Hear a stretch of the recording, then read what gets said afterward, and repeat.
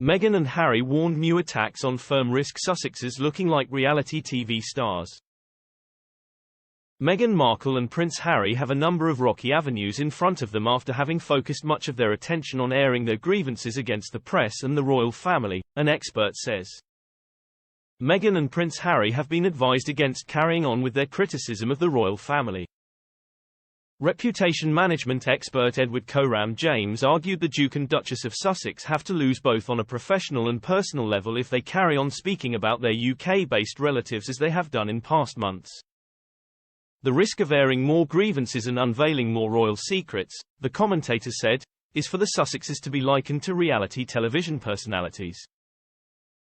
The pair, he suggested, should rather keep a low profile for the time being and work on making a name for themselves as content producers. The co-founder of Go Up told Express, reputationally, both professionally as well as personally, they will now wish to stop making any attacks on the royal family.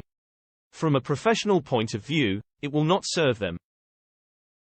They risk looking like reality television personalities that rely on gossip and scandal to remain relevant, and it will detract from their aspirations to be taken seriously in the filmmaking space.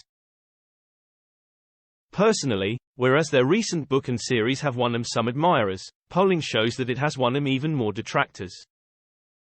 The best thing that they can do, from either perspective, is to keep a low profile and go about making some well-produced films, preferably that focus on their environmental work, their work with veterans and their advocacy for the vulnerable.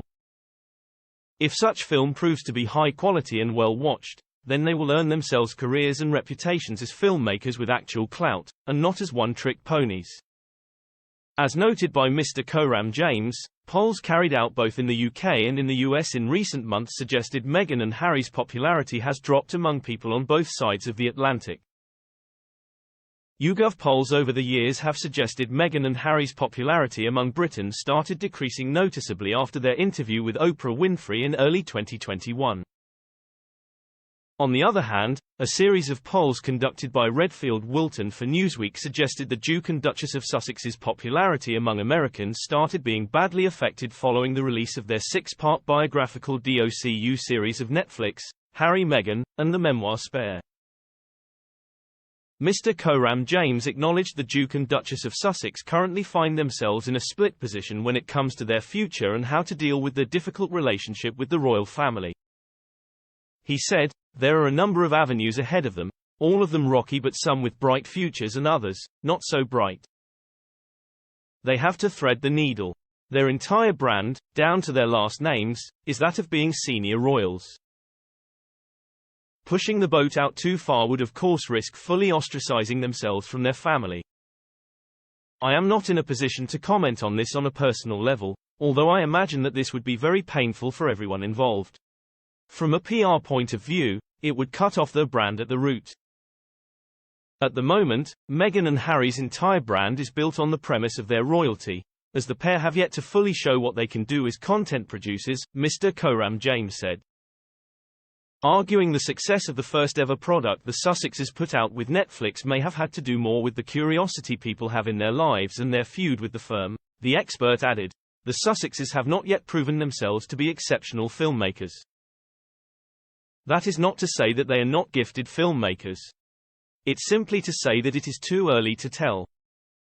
Since they struck their multi-year deal with Netflix in September 2020, Meghan and Harry have released in December 2022 a DOCU series focused on their love story and filled with allegations and criticism against the firm and the British media.